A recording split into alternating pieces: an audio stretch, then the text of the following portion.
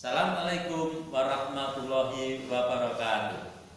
Anak-anak, bagaimana kabarnya? Semoga Allah selalu meridhoi, memberkahi kepada kita. Semoga kita dengan kesehatan dan kalian dikaruniai kemudahan di dalam belajarnya.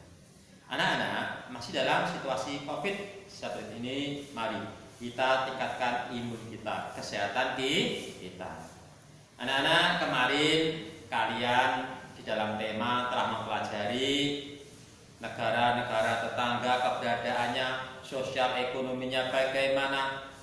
Anak-anak, suatu negara itu tidak banyak seperti keluarga. Jadi merupakan satu keluarga. Nah, di dalam keluarga itu anak-anak itu harus ada aturan-aturannya agar hidupnya penuh dengan kedamaian dan ketentraman. Untuk itu anak-anak, berkat jasa para pendahulu kita, pahlawan kita, itu sudah meletakkan dasar-dasarnya untuk berdirinya suatu negara Indonesia ini.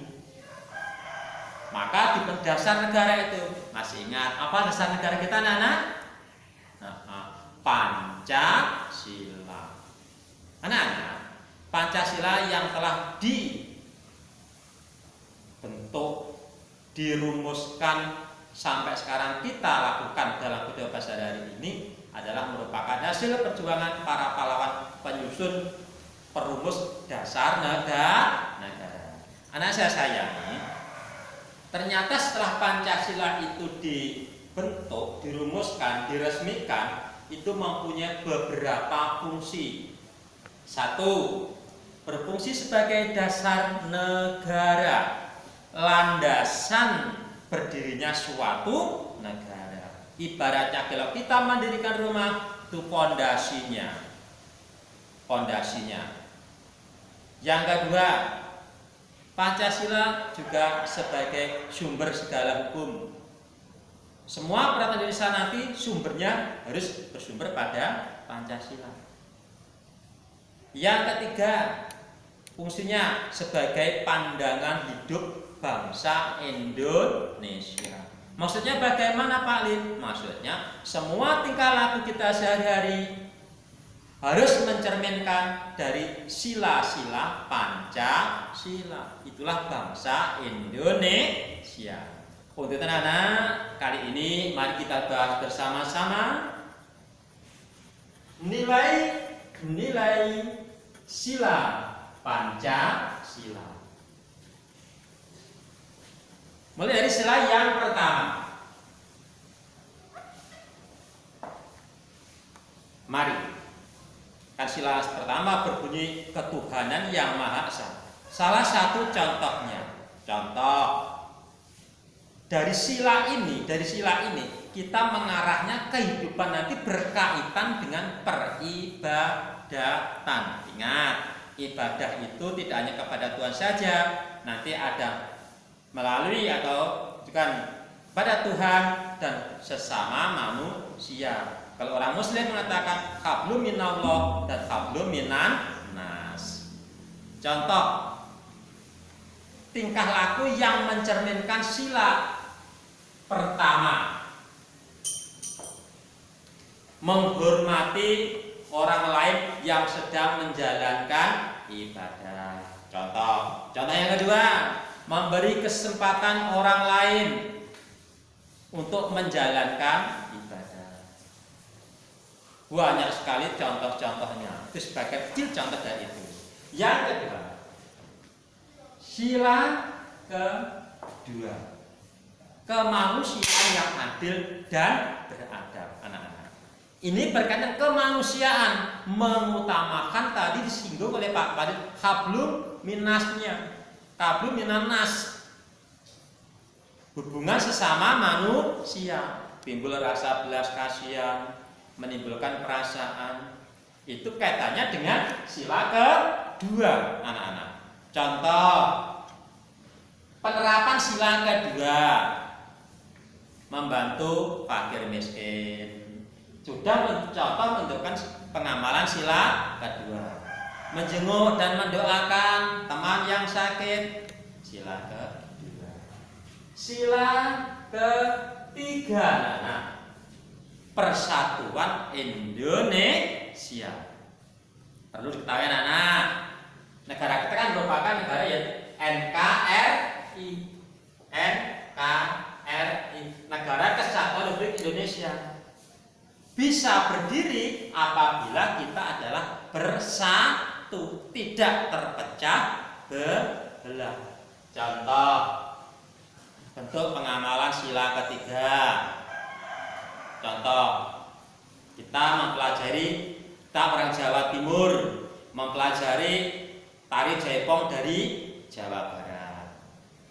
Contoh lagi umpamanya, jika orang Irian Jaya diserang oleh negara lain, kita juga ikut membantu warga Irian Jaya yang diserang oleh negara. Contoh sila yang ketiga. Banyak sekali contoh-contoh berkaitan dengan persatuan. Yang keempat, anak-anak, sila keempat. Inilah masih lagi berkaitan dengan apa, anak-anak? Dengan adalah satu, mengeluarkan pendapat, menghargai pendapat orang lain, malah pilkades mungkin ini akan disanakan pilkada, pemilihan bupati dan sebagainya, itu nanti termasuk mencerminkan pengamalan sila keempat. Nanti kamu lihat di kelas kalian, sudahkah melaksanakan sila keempat? Bisa kamu tulis nanti. Di desamu apakah pernah? Dan sampai ke nanti ke lingkup negara. Nah, sila kelima, keadilan sosial bagi seluruh rakyat Indonesia. Anak-anak, di dalam kehidupan kita sehari-hari, baik di dalam keluarga maupun bernegara, itu harus hampir setiap hari kita melakukan yang namanya hak dan kewajiban. Sila kelima nanti biasanya adalah banyak kaitan dengan sila, yaitu kaitannya dengan hak dan kewajiban.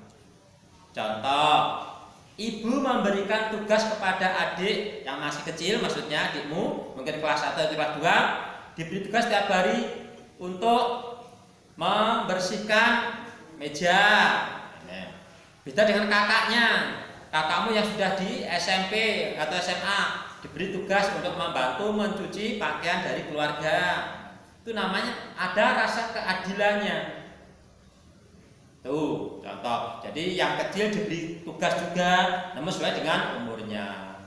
Yang usianya lebih tinggi diberi tugas yang juga sesuai dengan. Itu contoh pengamalan sila kelima. Apakah juga seperti juga? Sama, anak-anak. Ini sila kelima. Itulah, anak-anak, dari nilai dari sila ke-1 sampai sila kelima itu harus kita terapkan dalam kehidupan sehari-hari. Kita menerapkan fungsi Pancasila sebagai pandangan hidup bangsa. Jadi tingkah laku kita sehari-hari mencerminkan ini. Ini kita sudah menerapkan, sudah melakukan Pancasila yang fungsinya sebagai pandangan hidup bangsa. Ini harapan Pak Parlin. Semoga kalian semuanya bisa menjalankan nilai-nilai Pancasila dalam kehidupan sehari-hari, baik di rumah maupun nanti di sekolah ketika kita bertemu dengan teman-teman yang lainnya. Pesan Pak Parlin, tolong sekali lagi jaga kesehatannya, tetap belajar semangat walaupun di rumah, dan tugas selalu kerjakan dengan tanggung jawab. Dan jangan lupa besok Senin semua tugas dikumpulkan, oleh orang tua boleh, oleh anak-anak pun juga enggak apa-apa. Akhirnya, assalamualaikum warahmatullahi wabarakatuh.